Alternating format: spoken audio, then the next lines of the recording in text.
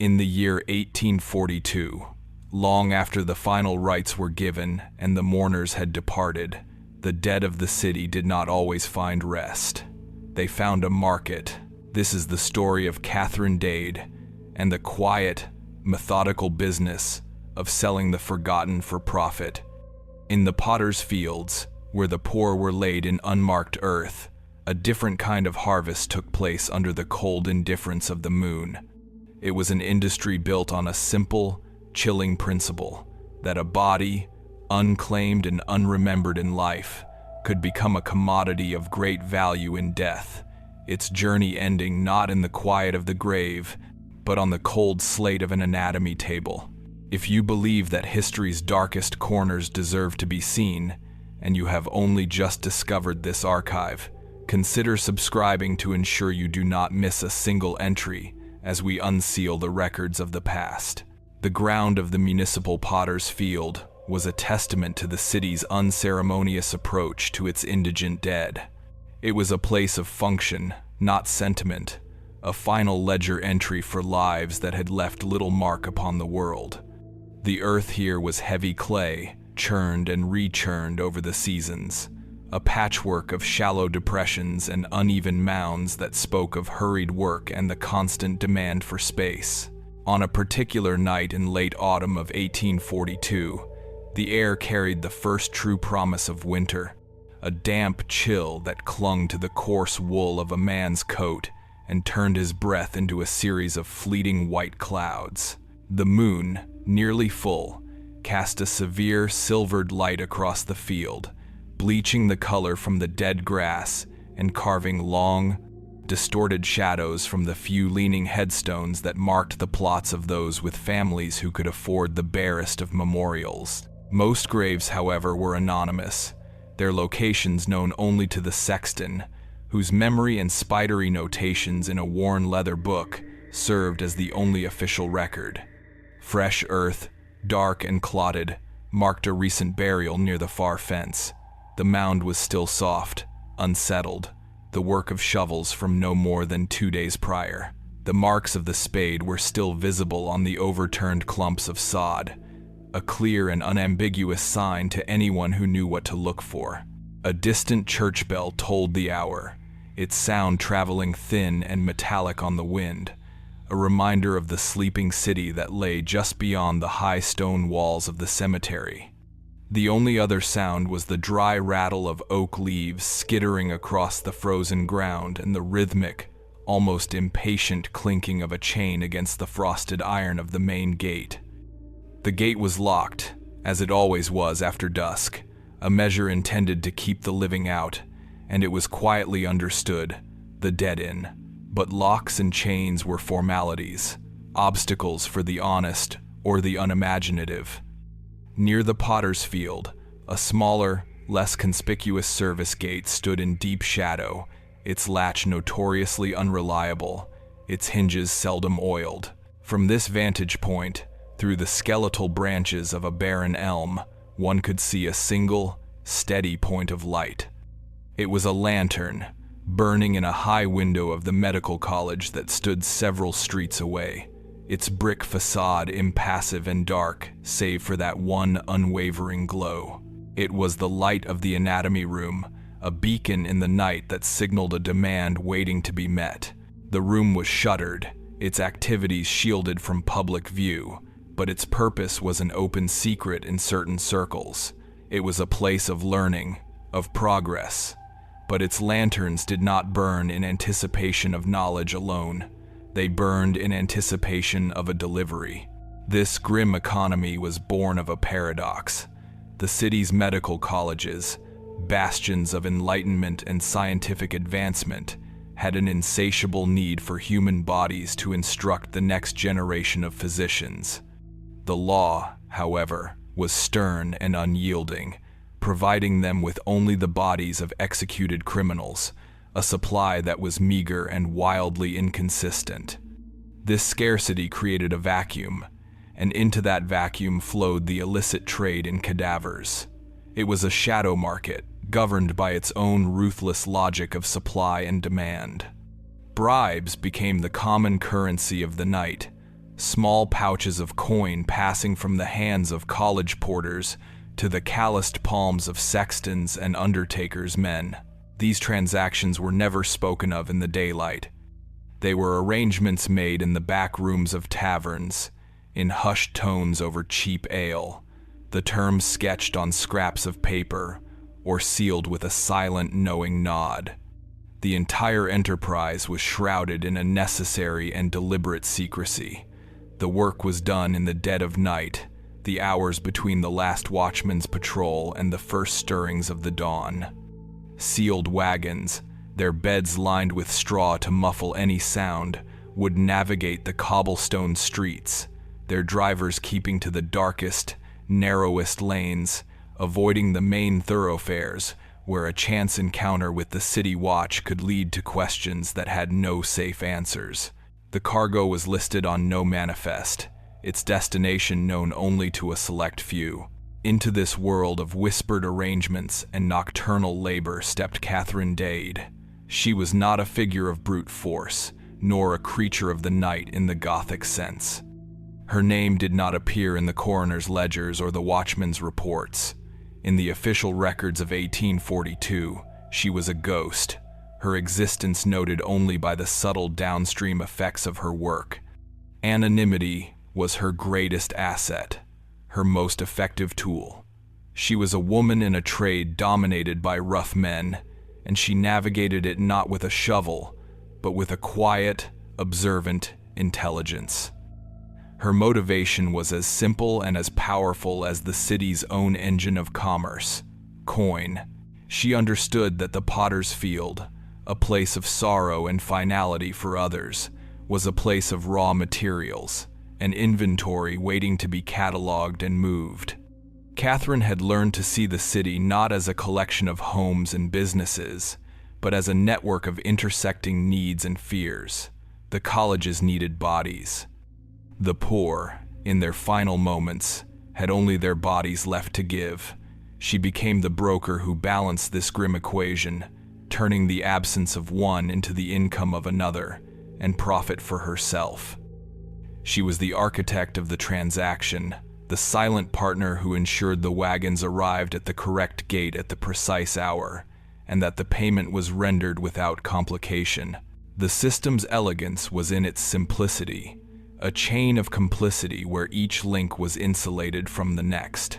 The sexton, a man named Alaric, who had a persistent, rasping cough he blamed on the damp cemetery air, would see the fresh graves. He understood their value. He did not need to lift a shovel himself. He only needed to know which gate to leave unlatched and when to be looking the other way. His part was one of omission, of calculated negligence.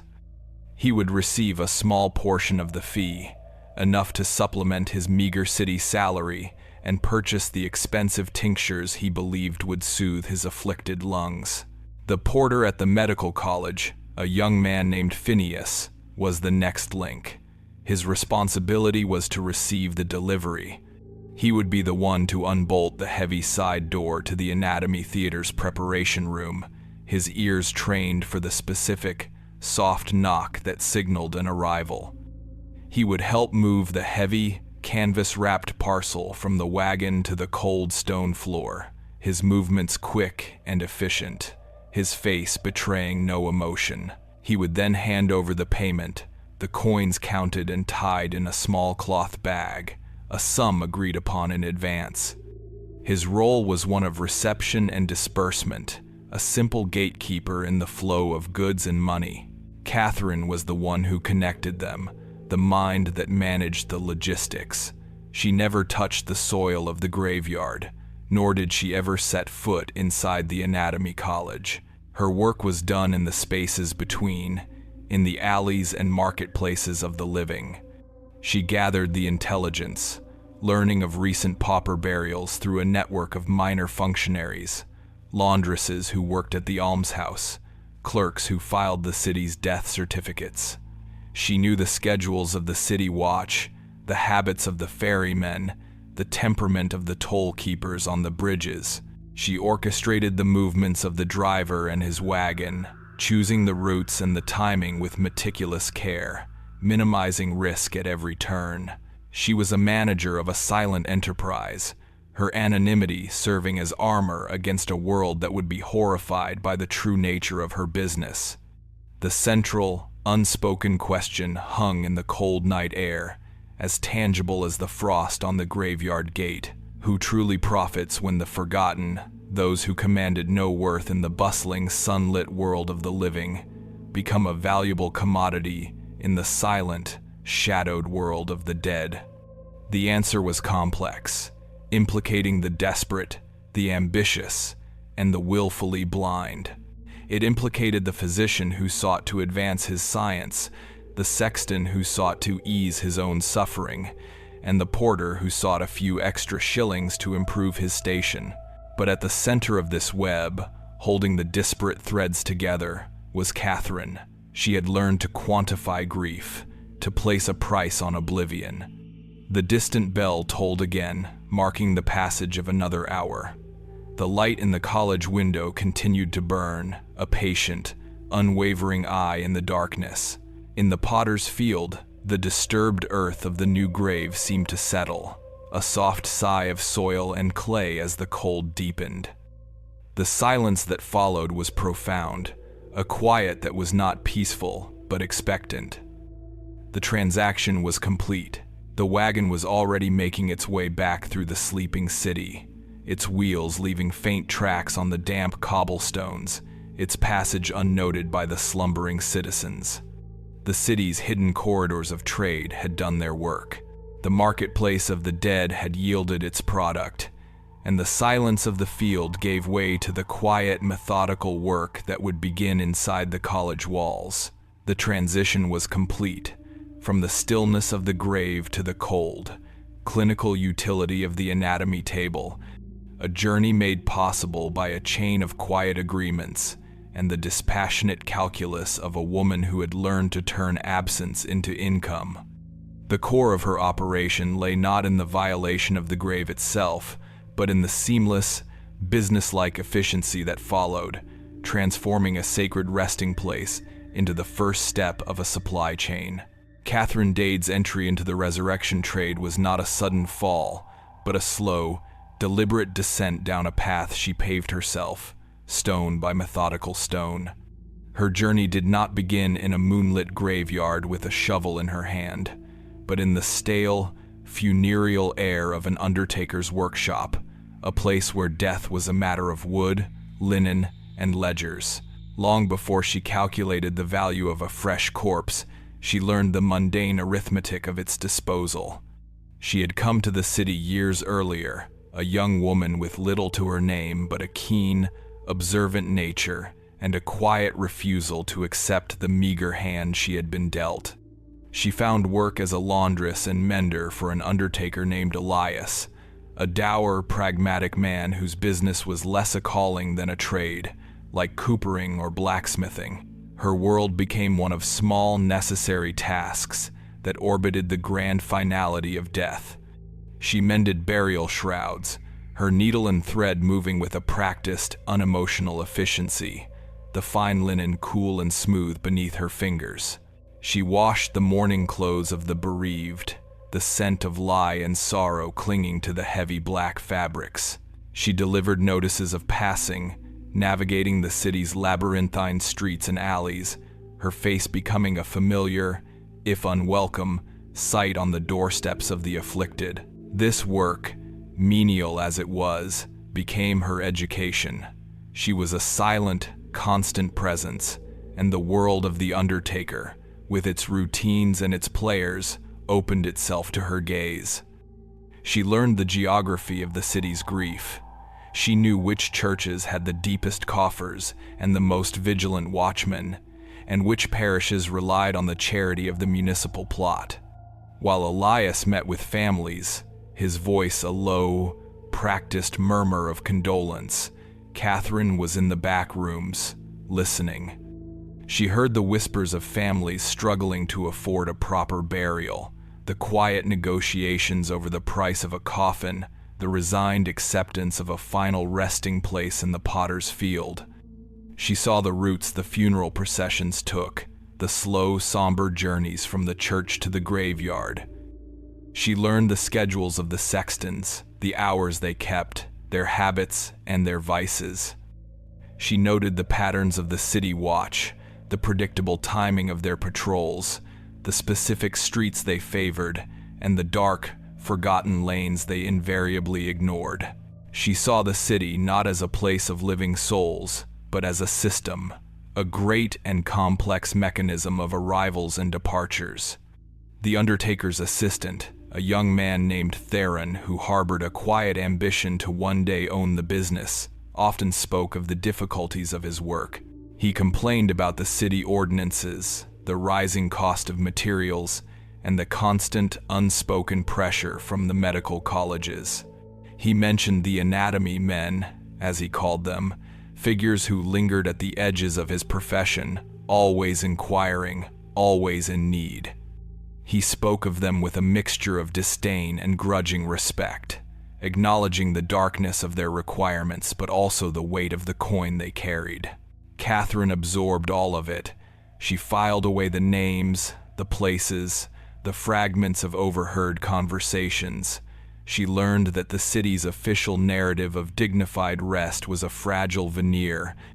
Beneath it lay a network of informal economies, of needs met and services rendered far from the light of day. She saw the sexton Alaric accept a bottle of cheap whiskey to ensure a plot was dug in a specific, easily accessible location. She witnessed the quiet exchange of a few shillings between Theron and a city clerk to expedite a death certificate, allowing a burial to proceed before the body began to show the premature signs of decay in the summer heat. These were small corruptions, the grease that kept the city's somber machinery turning smoothly. To Catherine, they were not signs of moral decay, but of opportunity.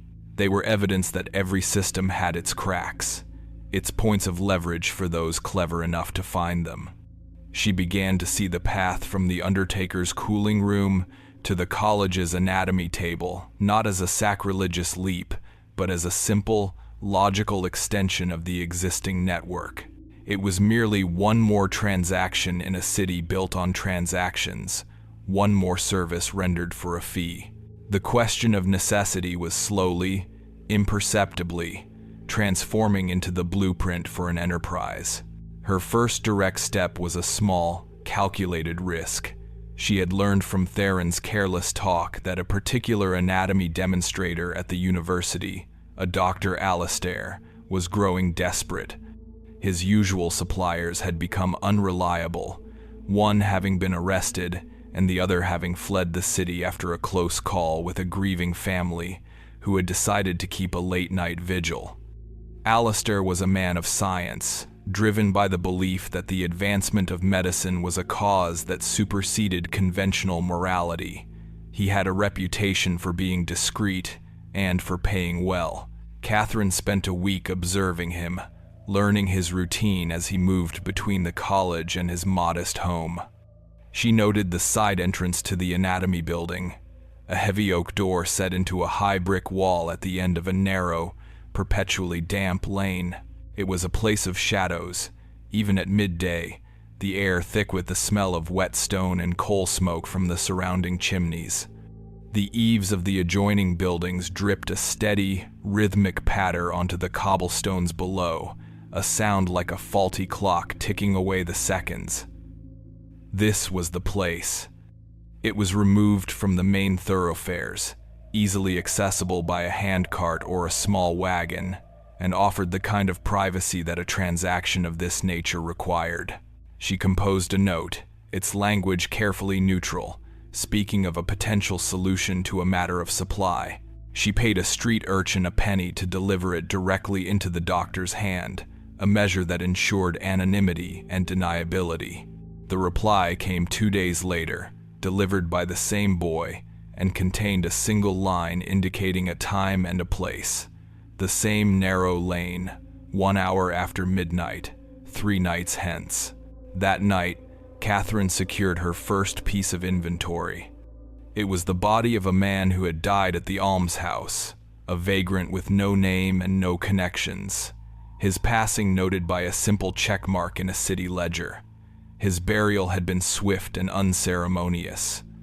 Catherine had orchestrated the entire process from a distance, using a small payment to the almshouse orderly to ensure she was notified the moment of his death, and another to the sexton Alaric to ensure the grave was shallow and located at the edge of the potter's field, near the service gate she knew was never properly secured.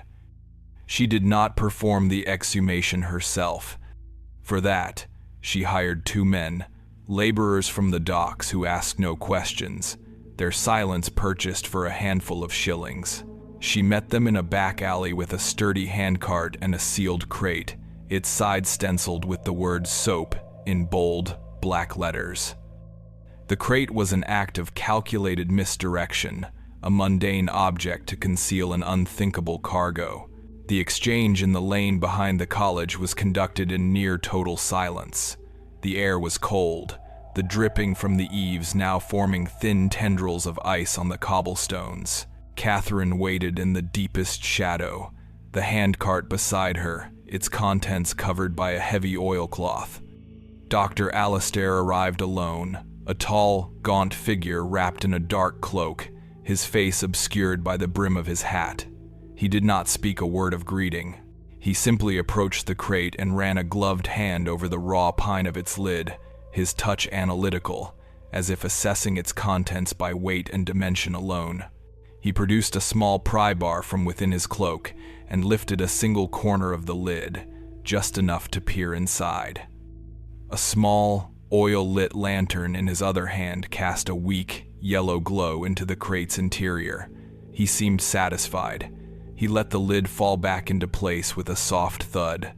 Without looking at Catherine, he reached into his cloak again and produced a heavy leather pouch. The sound of the coins inside was a dull, satisfying clink as he placed it on top of the crate.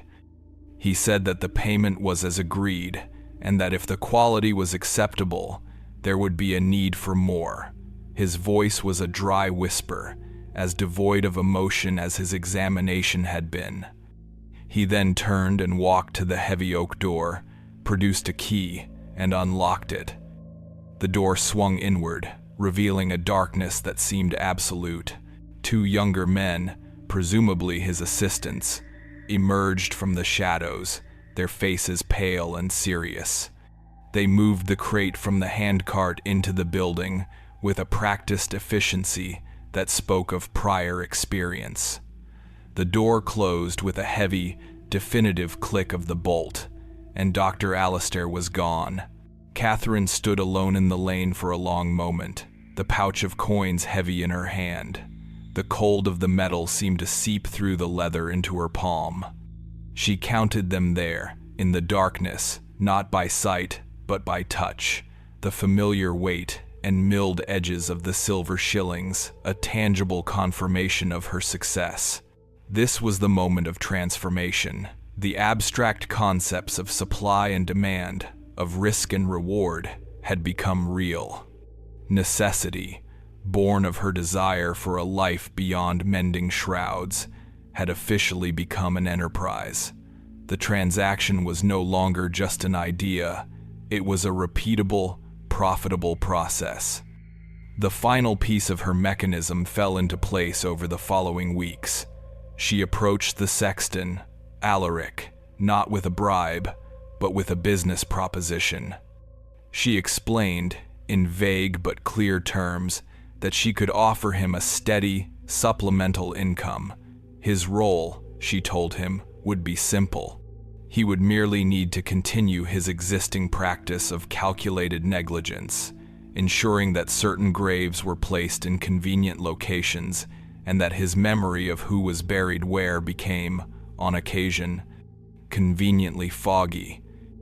He was to look away at the appointed hour, to hear nothing, to see nothing. His payment would be regular, and it would be more than he could ever hope to make from the occasional bottle of whiskey.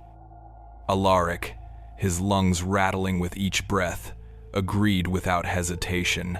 Her arrangement with Phineas, the college porter, was just as straightforward. She met him one evening as he left a tavern near the college, his face flushed with cheap gin. She did not threaten him or cajole him. She spoke to him as a fellow pragmatist. She told him that she was in a position to manage certain deliveries to the college, deliveries that required a discreet and reliable point of entry. His only task would be to unbolt the side door at a prearranged time. For this small service, a simple turn of a key, he would be compensated. Phineas, who had a young family and whose wages were barely enough to cover their rent, saw not a moral dilemma, but a solution. A compact was formed, an unspoken agreement between three individuals, each playing a small but crucial role. Alaric, the sexton, would provide the opportunity. Phineas, the porter, would provide the access, and Catherine, the architect, would manage the logistics, moving the product from its source to its buyer. She was the hub of the wheel, connecting the disparate spokes, ensuring the entire apparatus turned smoothly and, most importantly, silently. Her initiation was complete. The menial work had provided the knowledge, the first transaction had provided the capital and the proof of concept, and the final arrangements had created a sustainable, operational system. The focus now shifted from the making of a resurrectionist to the methodical, week-by-week mechanics of her grim new profession. The system Catherine Dade designed was a model of cold, dispassionate efficiency. It was a workflow, as disciplined and predictable as the turning of a factory wheel, that transformed the sacred ground of the grave into a source of raw inventory, and the abstract value of a human body into the tangible weight of coin. This mechanism, once perfected, ran on a weekly cycle, a grim and silent harvest that fed the city's unslakable thirst for anatomical knowledge. Influence, Catherine understood, was simply the byproduct of consistent, reliable profit. The first stage of the process was selection, and it began not with a shovel, but with information. The sexton, Alaric, was her primary source. He would leave a signal for her, a small, dark stone placed on the third post of the cemetery's western fence, a prearranged sign that a suitable candidate had been interred. Suitability was a specific and unforgiving metric. The burial had to be recent, within the last 48 hours, before the inexorable process of decay could diminish the specimen's value. It had to be a pauper, someone whose passing went unremarked, whose grave would not be visited by grieving family members laying flowers or keeping vigil. A solitary mourner, a distant relative appearing unexpectedly, could unravel the entire operation. Finally, the grave had to be shallow, the coffin made of cheap, thin pine, the work of a hurried municipal burial crew. Alaric, in exchange for his regular payment, would ensure these conditions were met, often directing the gravediggers to a specific plot at the edge of the field, citing soft soil or better drainage as a pretext. On a night designated for the work, the air would be thick with river mist, a damp, gray shroud that crept from the water's edge and coiled through the city streets, muffling sound and obscuring sight. This fog was an ally, a cloak provided by nature itself. The driver Catherine employed, a man named Orrin, would guide his small, unremarkable wagon into a narrow mews 2 streets from the cemetery. Orrin was a former ferryman, a man whose face was a roadmap of wind and weather, and he knew the city's nocturnal rhythms better than any watchman. He understood tides and currents, both on the river and in the affairs of men. He never spoke of the cargo he transported, referring to it only as the delivery. His task was to wait, his horse patient in the darkness, its breath pluming in the cold air. Near the service gate of the potter's field, 2 other men, the physical laborers, would wait for Orrin's signal, a soft 2-note whistle like that of a night bird. These were the men who did the hard, grim work of the exhumation. They moved with a practiced silence, their shovels made of wood, not metal, to avoid the sharp, ringing clang of steel against stone or frozen earth. They worked quickly, their movements economical, wasting no effort. The earth was removed with care, placed onto a large canvas sheet to prevent leaving a conspicuous mound of fresh soil. The cheap pine lid of the coffin would be pried open, the body within lifted out and swiftly wrapped in a thick, coarse burlap sack. This was not for dignity, but for practicality. The burlap absorbed moisture and contained the form, rendering it a shapeless, anonymous bundle. Before replacing the earth, they would place several heavy, flat stones inside the empty coffin, a decoy to replicate the weight of a body, a measure to deceive anyone who might grow suspicious and test the grave. The soil was then replaced, the canvas sheet lifted, and any spillage scattered. The ground was tamped down, and a scattering of dead leaves and twigs from a nearby pile would be artfully arranged to mimic the natural disarray of the cemetery floor. The entire process took less than half an hour. The second stage was transport, a silent, tense journey through the sleeping city. The burlap-wrapped bundle was first carried on a small handcart, its wheels bound in strips of thick wool to deaden their rattle on the cobblestones. They would navigate the darkest alleys to the waiting wagon in the mews. Here, the true ingenuity of Oren's vehicle came into play. The wagon had a false bottom. To any casual observer, it appeared to be a simple farm cart, its bed filled with loose hay or crates of winter vegetables. But beneath this mundane covering lay a hidden compartment, a shallow space just large enough to conceal the wrapped body. Once the cargo was secured within this secret hold, the hay or crates were carefully replaced, creating a perfect and unremarkable facade. The journey to the medical college was never direct. Catherine had mapped out a series of convoluted routes that avoided the main city squares and the known patrol paths of the night watch. Oren would guide the horse at a slow, steady walk, the pace of a farmer heading to an early market, not of a man engaged in illicit trade. The greatest risk was a chance encounter, a sleepy watchman with a sudden surge of curiosity. The false bottom of the wagon was their only insurance. The final leg of the journey often involved a river crossing at the first hint of dawn.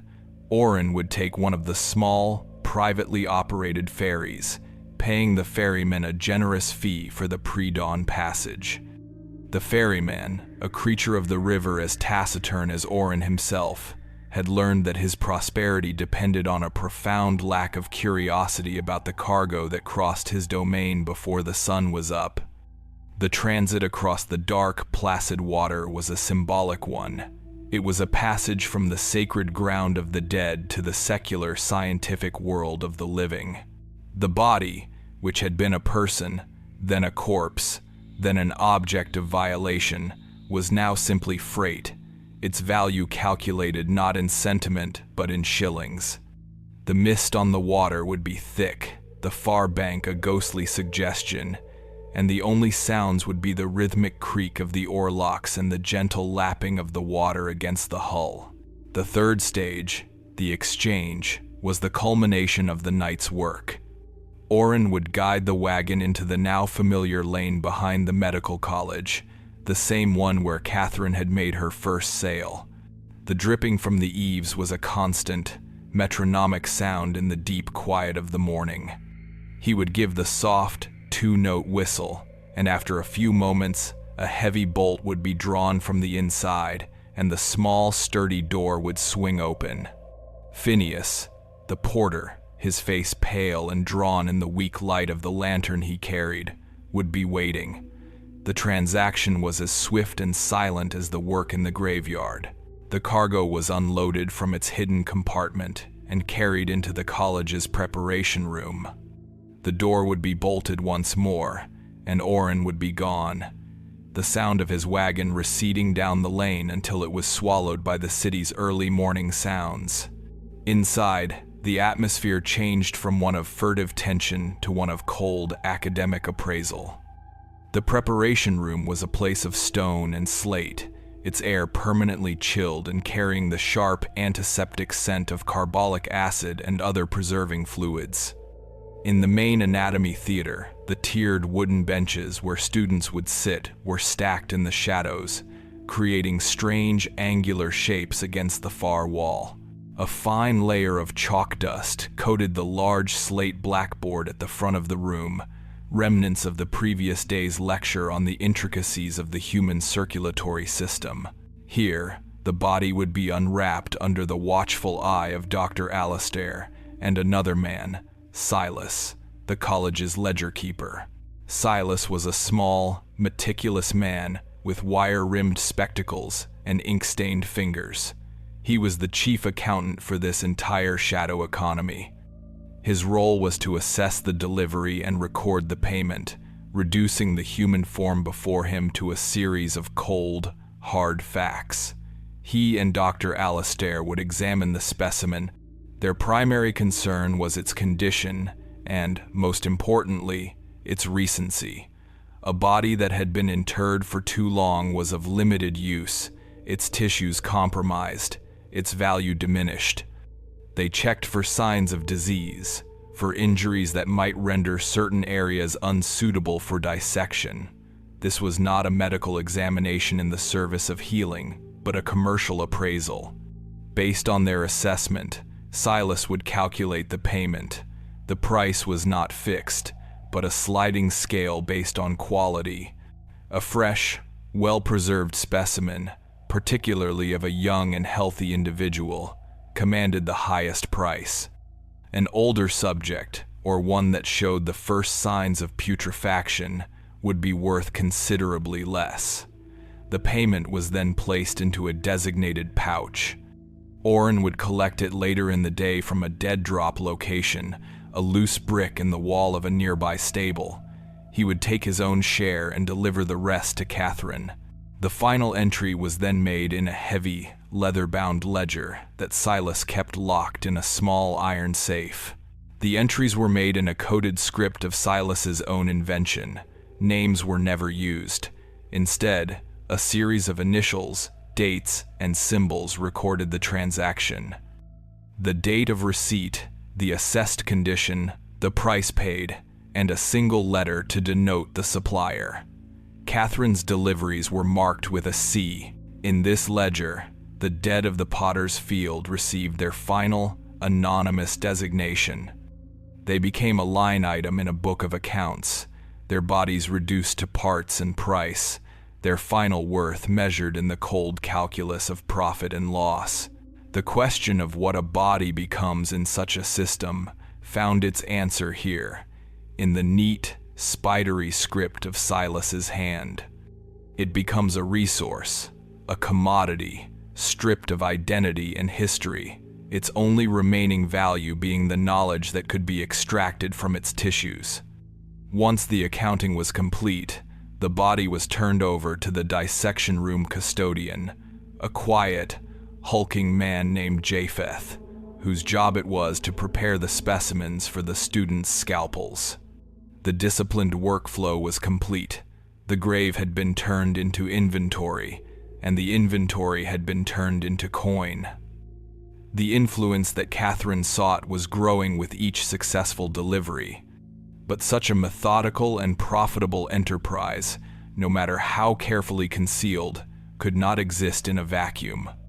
The city was beginning to stir, a low murmur of unease that started in the taverns and on the docks. Profit invites scrutiny, and the consistent absence of the dead was a secret that would prove impossible to keep forever. The very efficiency of the mechanism she had built was beginning to strain the silence that protected it. The quiet, apathetic hum of the city began to change.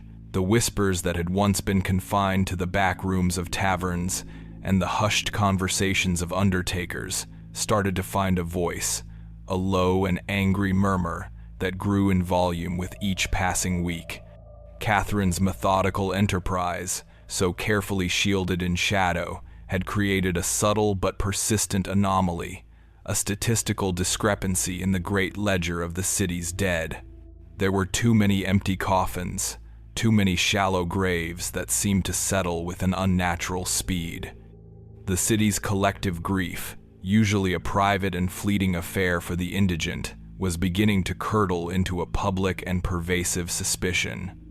The first tangible sign of this shift appeared on the notice boards, those chaotic canvases of public life where auction announcements and runaway apprentice notices were pasted one on top of the other. Tucked between a handbill for a traveling tooth puller and a list of impounded livestock, a new and unsettling type of notice began to appear. It was a broadside, printed on cheap, rough paper, its ink still damp and prone to smudging. The headline, in heavy, alarmist type, spoke of violated rest and the unhallowed dead. The text below was a work of righteous, if imprecise, indignation, a rambling diatribe against the ghouls and resurrectionists who, it was claimed, prowled the city's graveyards by night.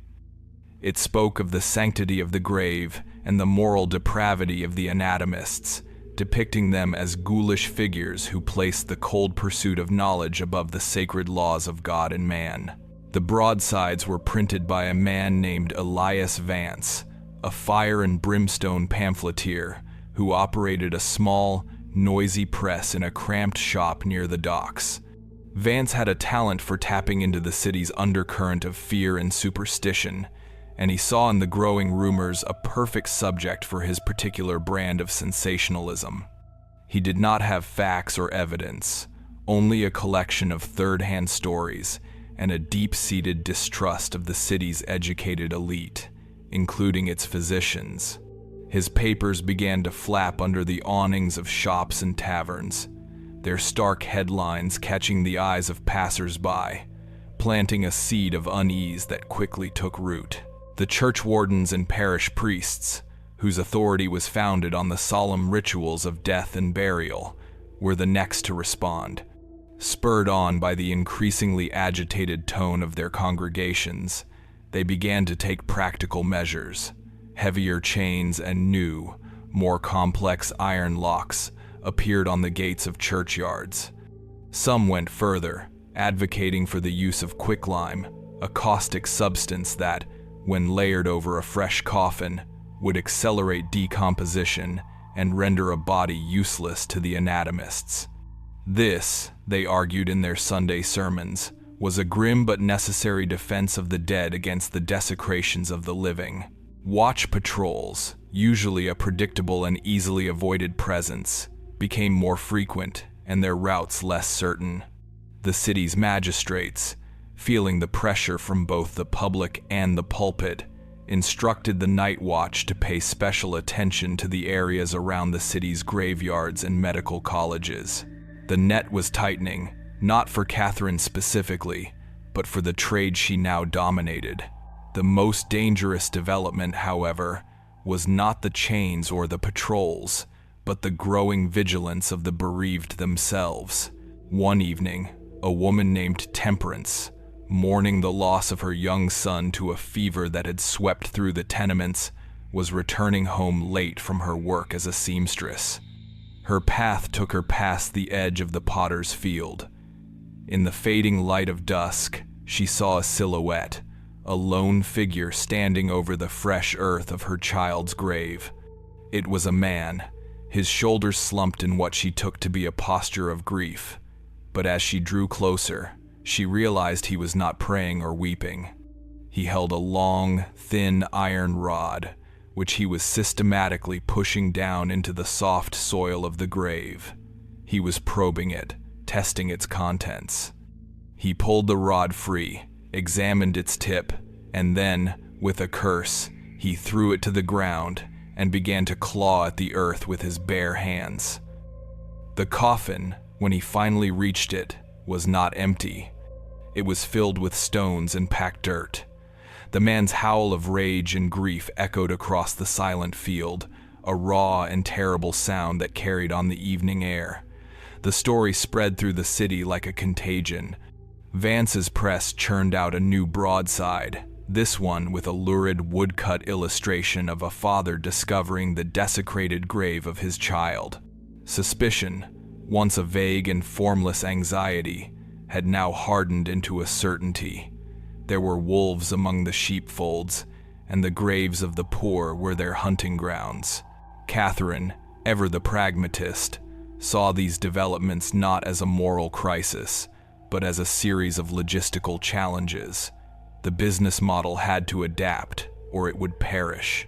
The city's graveyards, once a reliable and convenient source, had become too risky. The increased patrols, the new locks, and the growing possibility of encountering a grieving family, keeping a nocturnal vigil, made the Potters' Field a liability. She had to diversify her supply chain. Her focus shifted from the concentrated population of the urban dead to the scattered, more isolated burial plots of the countryside. These small, rural churchyards and family cemeteries were often poorly maintained and rarely guarded.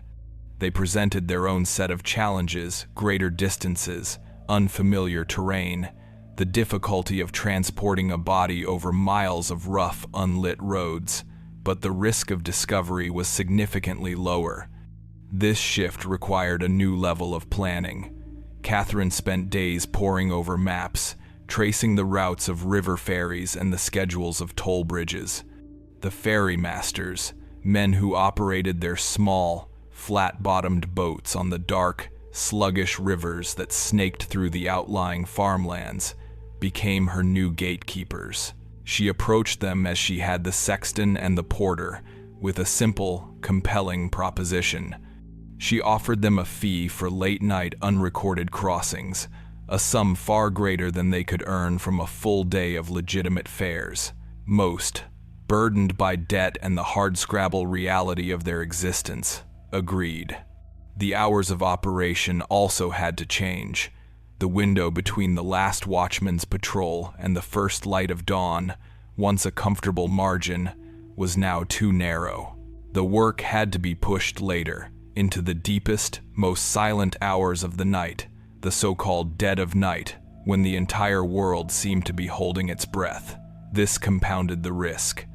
A wagon moving on a country road at 3 a.m. was a far more conspicuous sight than one navigating the familiar pre-dawn bustle of the city. The risk of a breakdown, of a spooked horse, of a chance encounter with a traveling physician or a lone farmer was magnified. Catherine managed this new, more complex network with the same detached efficiency as before. She became a master of contingency planning, with alternate routes for every delivery and backup arrangements with multiple ferrymen. But the pressure was taking its toll. The profit margins were shrinking, eroded by the increased costs of transportation and the higher fees demanded by her new associates for the greater risks they were taking. The enterprise, which had once felt like a well-oiled machine, now felt more like a constant, desperate improvisation. The atmosphere of the city had become one of breathless, suppressed tension. Every new notice pasted to a wall, every freshly fixed iron latch on a cemetery gate, was a reminder that the secrecy upon which her livelihood depended was fraying at the edges. The central question, once a philosophical inquiry into the nature of profit and loss, had become a stark and immediate one. Can secrecy survive once absence is noticed? The empty space in a grave, once a source of income, was now a source of incandescent rage. The city was no longer passively accepting of its losses. It was beginning to look for someone to blame. Catherine, who had built her fortress on the foundation of anonymity, could feel the ground shifting beneath her feet. The whispers had found a voice, the outrage had found a focus, and the silence that had been her greatest ally was now being filled with the sounds of pursuit. The backlash had forced her to adapt, but each adaptation, each new route and later hour, was a step deeper into the shadows, a move further away from the relative safety of the known. The profit model was still functional, but it was now propped up by a far more fragile and dangerous scaffolding. The transition from pressure to outright exposure was no longer a question of if, but of when.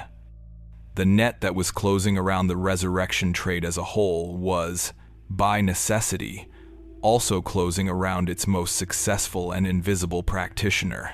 The city's breathless streets were becoming harder and harder to navigate unseen, and the weight of the dead was becoming a heavier and heavier burden to bear. The engine of profit was still running, but it was beginning to sputter. The delicate, high-stakes equilibrium Catherine had maintained could not last. The city's outrage, once a diffuse and unfocused anger, was now being channeled into a methodical search for the source of the sacrilege. The unsealing of her enterprise began not with a dramatic chase or a violent confrontation, but with a quiet, calculated act of deception, a trap laid with the one thing she could never account for: a community's organized grief. The city coroner, a man named Matthias, had been under immense pressure from the magistrates to produce results. The broadsides and sermons had created a political firestorm, and his office, typically a quiet and methodical registry of the city's final exits, had become the focal point of the public's fury. Matthias was a former physician, a man of science and logic, and he approached the problem not as a moral crusade, but as a systemic failure that needed to be diagnosed and corrected. He understood that the resurrection trade was not the work of lone ghouls, but a supply chain, and his goal was to trace that chain back to its source. He devised a plan, a decoy burial, designed to expose the entire route, from the grave to the buyer. He selected a recent pauper's death, a young woman who had succumbed to consumption at the city almshouse. He ensured that her burial in the potter's field followed the exact pattern that had become so tragically familiar: a shallow grave, a cheap coffin, and a location near the poorly secured service gate. But this burial was different. Before the coffin lid was nailed shut, Matthias personally placed a hidden mark on the interior. He used a small, sharp awl to carve a subtle, almost invisible sigil, a combination of his own initials, into the soft pine on the underside of the lid. It was a mark that would be meaningless to anyone but him, an indelible signature that would identify this specific coffin if it were ever found. He then instructed two of his most trusted constables, dressed in the rough clothing of city laborers, to keep a discreet, round-the-clock watch on the grave from a concealed position in a stand of overgrown yew trees at the edge of the field. For 2 nights, there was nothing. The constables watched the slow, silent passage of the hours, the moon waxing in the cold autumn sky, the wind rustling the last of the dry leaves. Then, on the 3rd night, under the cover of a thick, rolling fog, the trap was sprung. Just as the distant church bells tolled 2 in the morning, the constables saw movement near the service gate. 2 figures slipped through, moving with a low, practiced urgency. They carried wooden spades and a large canvas sheet. The constables did not intervene. Their orders were explicit: to observe and to follow. They watched as the men worked with a swift, silent efficiency that spoke of long practice. They saw the earth removed, the coffin pried open, and the burlap-wrapped body lifted out. They noted the detail of the heavy stones being placed inside the empty coffin before the grave was refilled and camouflaged. The 2 figures then moved the body on a muffled handcart through the labyrinthine alleys, their path weaving through the darkest and most deserted parts of the city. The constables followed at a safe distance, their soft-soled boots making no sound on the damp cobblestones. They tracked the men to a mews where a wagon was waiting, its driver a silhouette against the faint glow of a distant street lamp. They watched as the burlap bundle was loaded into the wagon's hidden compartment. The wagon then began its slow, deliberate journey through the city. The constables had anticipated this. One of them peeled off, running ahead to alert a second team that was stationed near the primary river ferry. The wagon was not stopped. It was allowed to make its river crossing, the transaction with the ferrymen duly noted. The constables followed it all the way to the narrow, dripping lane behind the medical college. They watched as the driver gave his soft, two-note whistle, as the side door was unbolted from within, and as the cargo was delivered into the building. Only then, once the entire route had been documented, did they act. A magistrate, summoned from his bed and waiting with a third team of constables just a street away, gave the signal. The lane was sealed at both ends. The magistrate, holding a warrant, pounded on the heavy oak door of the college. There was a long, panicked silence from within, then the sound of scuffling feet and hushed, frantic voices. When the door was finally opened by a terrified-looking Phineas, the porter, the scene inside was one of controlled chaos. The coroner's inquiry was convened the following day in a small, crowded chamber at the city hall. The atmosphere was grim and formal. Matthias, the coroner, presided, his face a mask of stern neutrality. The centerpiece of the inquiry was the coffin lid, which had been retrieved from the potter's field and now lay on a long table, the coroner's carved sigil clearly visible. Dr. Alistair, the anatomy demonstrator, sat stiffly at the witness table, his usual academic arrogance replaced by a pale, defensive posture. Silas, the ledger keeper, sat beside him, his hands trembling so violently that he could barely hold the pen with which he was expected to take notes. The key witness, however, was Phineas, the porter. Faced with the certainty of a long prison sentence, he had become the porter informant. In a low, halting voice, he described the system of late-night deliveries, the prearranged signals, and the payments. His testimony, combined with the irrefutable evidence of the marked coffin, was damning. The magistrate then produced the prize that had been seized from Silas's small iron safe, the coded ledger. Silas, under intense questioning from the coroner, was forced to reveal the key to his code. Matthias read from the ledger, his voice a dispassionate monotone, translating the cryptic entries into a chillingly clear record of the illicit trade. He read out the dates, the coded descriptions of the specimens, the sums paid, and he read out the single letter that identified the supplier for this particular delivery, and for dozens of others, the letter C. The name Catherine Dade was finally spoken aloud, provided by Phineas, who admitted to having overheard it in hushed conversations between the driver and Dr. Alistair. The driver, Orrin, had been apprehended at a riverside stable just after dawn, the payment pouch from the previous night's work still in his possession. He was brought before the inquiry, his weathered face impassive, his gaze fixed on the floor. He refused to speak, offering neither a confession nor a denial. The inquiry now had the buyer, the facilitators, and the transporter. All that remained was to confront the architect. A party of constables was dispatched to the modest boarding house where Catherine was known to reside. The landlady, a woman whose face was a permanent mask of disapproval, directed them to a small, spare room at the top of the house. They found the room empty. Catherine's few belongings were gone. It was as if she had simply evaporated. The historical record at this point becomes fragmented and conflicting, a testament to the anonymity she had so carefully cultivated.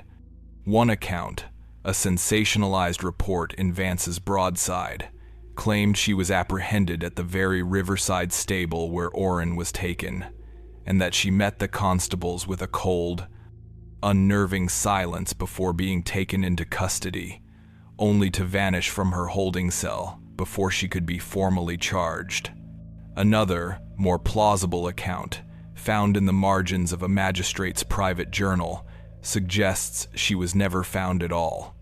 This account posits that she had a contingency plan, an escape route prepared for just such an eventuality. According to this version, she had seen the net closing and had simply disappeared, slipping out of the city on a departing merchant ship or melting into the anonymous crowds of another, larger city. The question of who bore the ultimate guilt now hung over the proceedings. Was it the seller, the woman who had turned human remains into a commodity? Was it the buyer, the man of science who argued that his pursuit of knowledge justified his methods?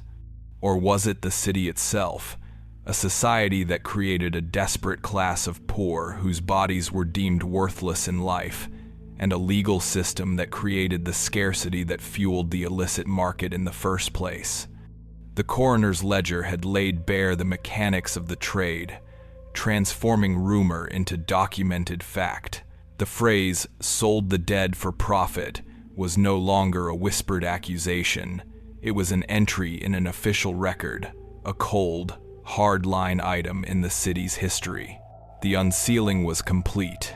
The exposure of the root, the buyer, and the coded records had shattered the secret enterprise. But the legacy of that enterprise, and the fate of its enigmatic creator, was far from settled. The focus now shifted from the climax of the event to its lingering echo, to what changed in the city's relationship with its dead, and what, in the end, did not. The river landing at dawn, where Oren's ferry had so often made its clandestine crossing, became a symbol of the entire affair. The rope ring of the mooring post tapping against the weathered wood like a final, hollow gavel, marking the end of one chapter and the beginning of a long, uneasy reflection. The unsealing of Catherine Dade's enterprise sent a convulsive shock through the city, forcing a public reckoning with the uncomfortable truths that had festered for years in the shadows.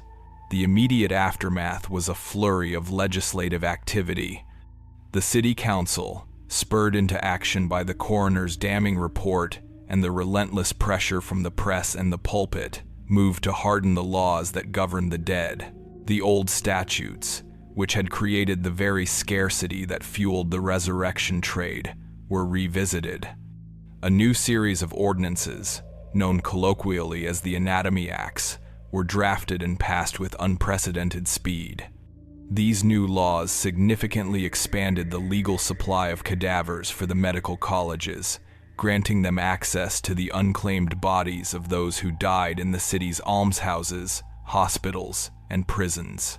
This was not an act of enlightened generosity, but one of grim pragmatism. The council reasoned that by flooding the market with a legal supply, they would effectively suffocate the illicit trade, cutting off the demand that had made grave robbing so profitable. The practices of the city's graveyards were also reformed. The Potter's Field, once a symbol of neglect, was placed under stricter municipal control. Sextons were required to keep more detailed and publicly accessible burial records. New regulations mandated a minimum grave depth, and the use of stone vaults or heavy iron mort safes, cage-like contraptions that were placed over new graves, became more common, at least for those families who could afford the added expense.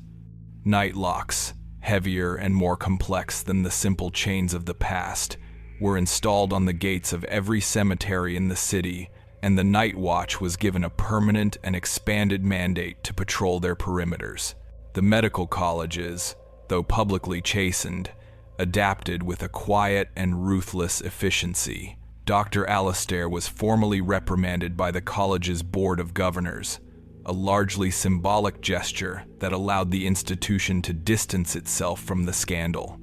He was granted a temporary leave of absence, and upon his return, he found that his work could continue much as before, only now his specimens were supplied by the city morgue instead of a clandestine wagon.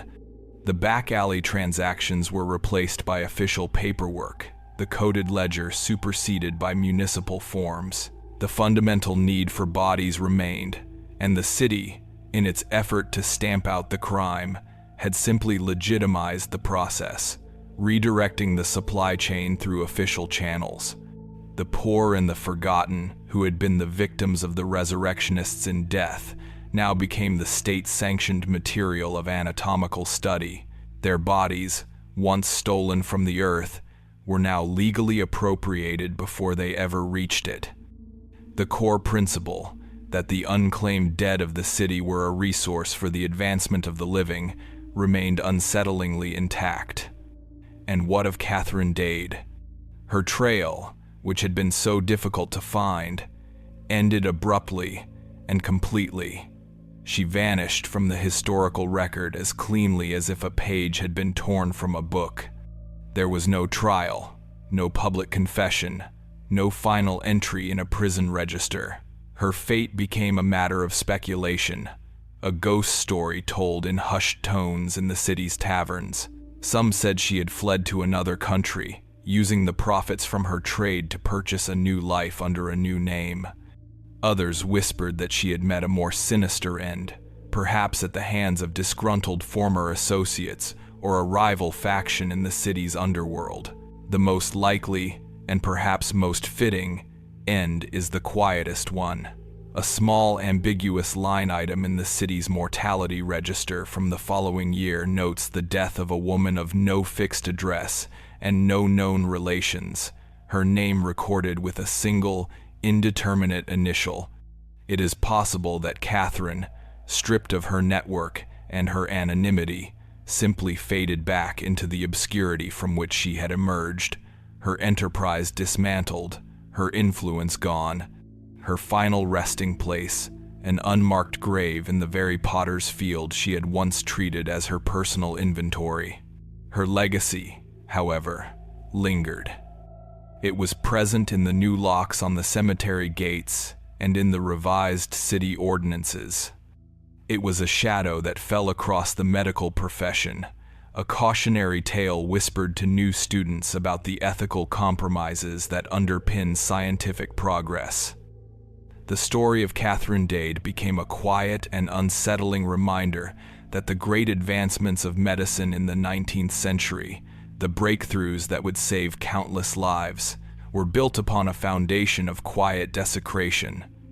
The price of that knowledge had been paid, disproportionately, by the poor, by those whose lives were deemed of so little value that their final, physical forms became a commodity. The core question of her story, the question of what debts remain when the profit is counted and the names are lost, found no easy answer. The profits were recorded in the advancements of surgical techniques and the growing understanding of human anatomy. The names, however, were lost to the churned earth of the potter's field, their stories ending not with a final, dignified rest, but as a footnote in the history of a trade that preferred its victims to be anonymous. Years later, a new cemetery keeper, a man with no memory of the scandal, would walk the rows of slate stones that now marked the potter's field, the thin, gray markers leaning in a sea of weeds. He would feel the wind combing through the long grass and hear the rattle of the chain on the gate, and he would feel a sense of profound and unsettling quiet. It was the quiet of a place that held more stories than it was willing to tell, the silence of a debt that had been incurred but never truly repaid. The ledger of Catherine Dade's enterprise was closed, but the larger account, the one that measured the cost of progress against the value of human dignity, remained open. The city had moved on, its memory short, its gaze fixed on the future. But in the unmarked ground, in the rows of leaning stones, the past remained, a silent, unflinching witness to a time when the dead were sold for profit, and to a woman who had mastered the grim arithmetic of that trade. The mechanism of her profit had been dismantled, but the shadow it cast was long, a quiet, persistent echo in the city's memory. The record on Catherine Dade is complete, and your presence through its final page is a testament to the importance of remembering. If you have just found our archive, subscribe to the Blaspheme Archive so you are here when the next file is unsealed, and tell us in the comments what this story has left you with.